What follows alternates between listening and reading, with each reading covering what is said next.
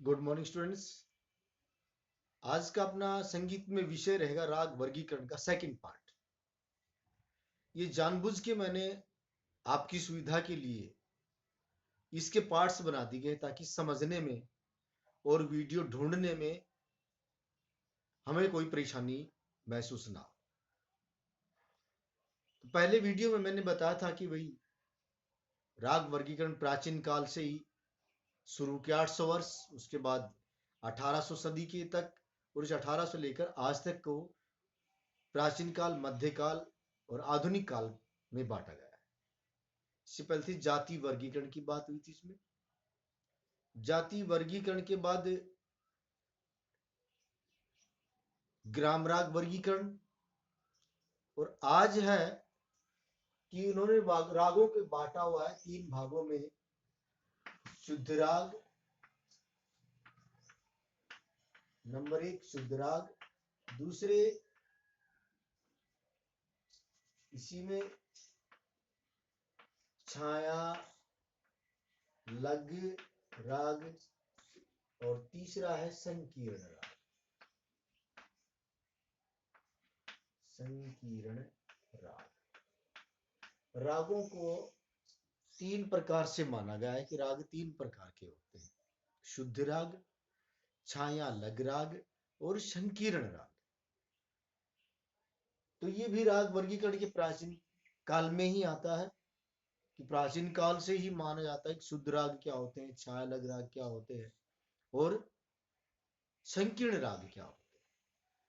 इनमें वही रागों का प्राचीन नियम, शुद्ध राग कौन से होते हैं? शुद्ध राग में जैसा कि नाम से ही प्रतीत हो रहा है, जिसमें सभी स्वर शुद्ध प्रयोग किए जाए और वो राग शास्त्र के नियमों का पालन करे कि एक शुद्ध स्वर नंबर एक। दूसरा, शास्त्र के नियमों का पालन, और तीसरी का उसमें उनका गायन समय। चौथा, अपने ही स्वरों के द्वारा प्रदर्शन करना, अपने ही स्वरों से प्रदर्शन व पहचान। ये होती है शुद्ध राग की अलग अलग निशानियां कि नंबर एक, शुद्ध राग कौन से होते हैं जिनमें शुद्ध स्वरों का प्रयोग किया जाए। ठीक। दूसरे, वो राग शास्त्र के नियमों का पूर्ण रूप से पालन करे। तीसरा, उसका गायन समय जो निश्चित किया जाता है उसी समय पर उसको गाया जाए, बजाया जाए, सुना जाए। तीसरा, शुद्ध राग में अपने ही उसके जो स्वर होते हैं जिस राग के, उसी के स्वरों को प्रदर्शित करना और उन्हीं के स्वरों से अपनी पहचान बनाना या पहचाना जाए, शुद्ध राग कहलाता है। जैसे इसका सीधा सा एक उदाहरण अपन देते हैं, राग भैरव। ये होते हैं शुद्ध राग जिनमें इन बातों के नियमों का पालन किया जाए। इन नियमों का पालन किया जाए, कोई भी ऐसा राग हो जिसमें ऐसा हो और जिसमें किसी दूसरे राग की छाया नजर ना आए। छाया का मतलब क्या होता है? सुनते सुनते कई बार बहुत से गाने आप सुनते हैं, फिल्मी गाने सुनते हैं, उन गानों को सुनते अगर गाने के बोल शुरू ना हो उससे पहले जो म्यूजिकल गाना आप सुन रहे हैं जिसमें किसी गाने के बोल शुरू नहीं है और उसकी आप धुन सुन रहे हैं, तो उस धुन को सुन को लगे कि ये गाने की धुन उस गाने से मिलती जुलती है या उससे मिलती जुलती है, तो उसको कहते हैं छाया। लेकिन शुद्ध राग में क्या होता है, उसमें किसी दूसरे राग की छाया नजर बिल्कुल नहीं आती। वो कंप्लीटली इंडिपेंडेंट होता है, अपने आप में ही उससे उसका पहचान होती है, अपने आप से एक स्वरों से उसको प्रदर्शित किया जाता है। ठीक। दूसरा होता है छाया लग राग। छाया लग राग। छाया लग राग में क्या बताया जाता है? छाया लग राग में किसी दूसरे राग की छाया महसूस हो। गा हम कोई और राग रहे हैं, लेकिन दूसरे राग का जैसा दिखाई दे, जैसा सुनाई दे, जिसकी ट्यून्स मिलती जुलती हो दूसरे राग से, तो सीधी सी बात है वो राग क्या कहलाता है? वो राग छाया लग राग कहलाता है। दूसरे ये राग दो रागों के मेल से बनता है,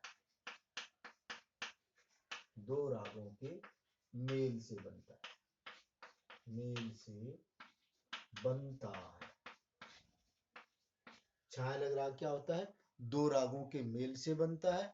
जो इसमें किसी अन्य राग की छाया नजर आती हो उसे छाया लग राग कहते हैं। जैसे राग जयजयवंती है, राग जयजयवंती में देश राग की छाया नजर आती है। राग जयजयवंती जब गाया जाए तो उसमें क्या होता है? राग देश की छाया नजर आती है, दोनों मिलते जुलते राग नजर आते हैं। दूसरा छाया लग राग दो रागों के मेल से बनाया जाता है, जिसे छाया लग राग कहते हैं। इसी का तीसरा पॉइंट बनता है संकीर्ण राग। संकीर्ण राग, संकीर्ण राग में क्या बताया जाता है? संकीर्ण राग किसे कहते हैं?